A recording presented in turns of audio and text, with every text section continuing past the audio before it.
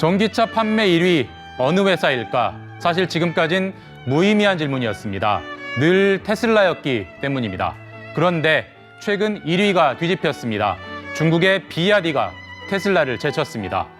자, 보시는 그래프는 하이브리드를 뺀 순수 전기차 판매량입니다. 테슬라가 늘 우위였지만 보시다시피 지난해 4분기에 비야디가 역전했습니다. 분기 기준이긴 하지만 처음 있는 일입니다. 현대 기아가 연간 판매량 목표로 잡는 50만 대를 비야디는 한 분기에 팔아버린 겁니다. 비야디는 하이브리드와 전기차만 만듭니다. 지난해 하이브리드까지 총 300만 대, 앞선 5년치의 판매량을 1년에 팔았습니다. 유럽 시장 공략도 시작했습니다. 독일, 노르웨이, 스웨덴에 진출했고 헝가리 공장 건립도 최근 발표했습니다. 그야말로 폭발적인 성장인데 중국 정부의 지원이 결정적입니다. 중국은 소비자에게 주는 보조금은 지난해 폐지했습니다. 대신 전기차 회사에 정부가 직접 대규모 자본을 투자합니다. 각종 보조금도 지원하는 걸로 알려졌습니다. 이른바 전기차 굴기를 목표로 노골적으로 밀어주는 겁니다. 유럽연합은 중국 정부의 시장 개입을 비판하며 조사에 착수했고 미국도 중국 전기차에 대한 관세 인상을 검토하고 있습니다. 그러나 미국과 유럽도 자국산 전기차에만 구매 보조금을 몰아주는 건 마찬가지입니다. 지금까지 경제합시다였습니다. 자, 쾌즘이란 말이 있습니다. 균열, 단절을 의미하는 지질학 용어지만 첨단 기술의 침체기를 의미하기도 합니다. 초창기에 살 사람 다 사고 나면 성장세가 확 꺾이는 현상, 요즘 딱 전기차가 쾌즘입니다. 이 단계를 넘어서야 대중화가 가능한데 중국산 전기차가 쾌즘 넘게 한몫할 수도 있을 듯합니다. 주목받는 회사는 중국 비야디입니다. 중국 내수를 등에 업고 지난해 4분기 판매량 세계 1위가 됐는데 곧 한국에도 진출할 움직임입니다. 전기 트럭은 지난해부터 팔고 있지만 주력은 역시 전기 승용차겠죠. 환경부와 산업부의 인증 절차를 곧 밟을 걸로 보입니다. 빠르면 상반기 출시가 예상됩니다. 비야디의 최대 경쟁력은 역시 가격입니다. 인기 차종인 소형 SUV 아토3의 최저 가격이 4,400만 원 정도, 동급인 현대 아이오닉 5는 가격이 5천만 원부터 10% 이상 차이가 납니다. 현대와 비야디는 이미 일본에서 맞붙었습니다. 비야디의 판매량이 현대의 3배. 일본의 전기차 시장이 작긴 하지만 싼 가격은 확실한 매력인 것 같습니다. 물론 싼 게 비지떡이라는 중국산에 대한 품질 불신은 여전합니다. 하지만 테슬라 CEO 일론 머스크는 지난해 현재 비야디는 매우 경쟁력이 있다라고 고평가했습니다. 비야디의 아토3는 보조금을 받으면 3천만 원대 구매가 가능합니다. 기아도 소형 SUV EV3의 가격을 비슷하게 맞출 거로 보입니다. 가격엔 가격으로 맞 대응하는 겁니다. 최근 전기차 부진의 이유 중 하나가 여전히 비싼 가격임을 감안하면 비야디발 가격 인하 경쟁은 쾌즘 극복의 계기가 될 수도 있을 듯합니다.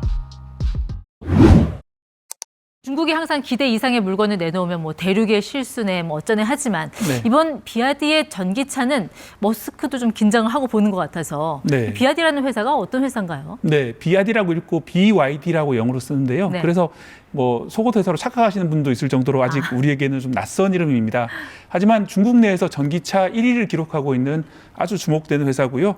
원래 1995년에 29살의 젊은 연구원인 왕찬푸 연구원이 창업했던 배터리 제조업체였습니다.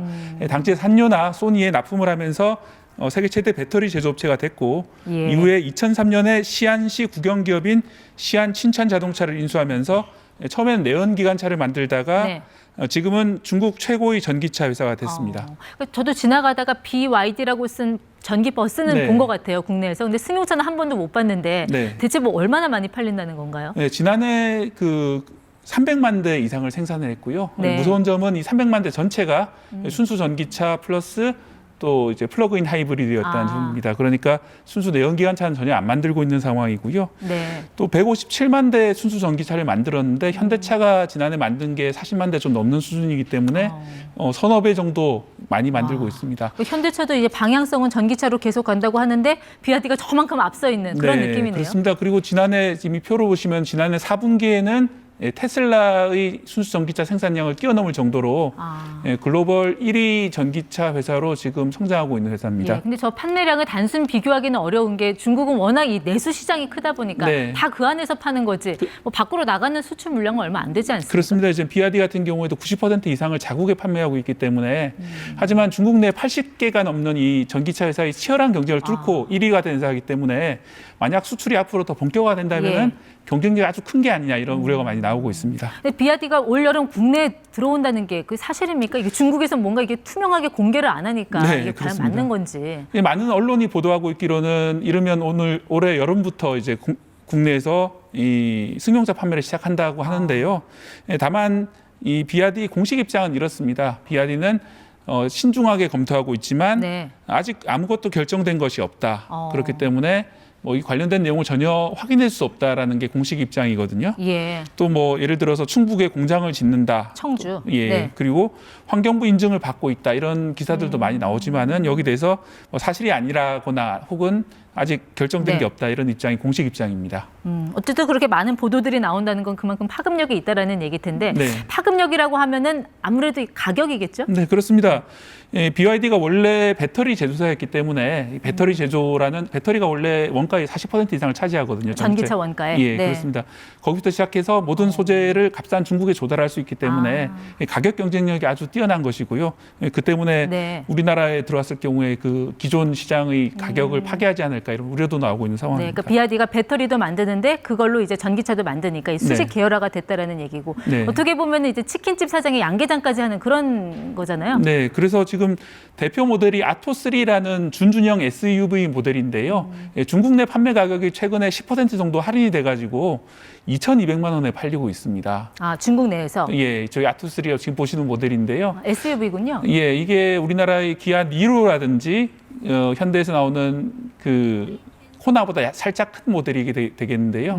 그런 모델들이 국내에서 4천만 원 정도에 팔리고 보조금을 받아도 3천만 원이 넘어야 살 수가 있는데 이게 만약 중국 내 판매 가격으로 국내에 진출하게 되면은 엄청난 파장을 불러일으킬 걸로 보이고요. 국내로 들어오면 뭐 세금 같은 거 붙으면서 좀 더 비싸지겠죠. 그렇습니다. 호주에서도 4천만 원 정도에 팔리고 있기 때문에 2,200 정도는 아니겠으나 이 가격에 따라서는 좀 효과가 클 것 같습니다. 근데 중국산 전기차 이야기 나오면 그런 얘기들 하잖아요. 다 알겠는데 무서워서 못 하겠다.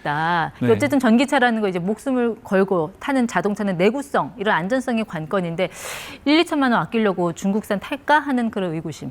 그런 의구심 당연히 나올 거고요. 다만 이 BYD 같은 경우에는 유럽에서 받았던 NCAP 안전검사에서는 주로 별 5개 정도를 받는 정도로 안전한 편에 속한다 이런 평가를 받았습니다.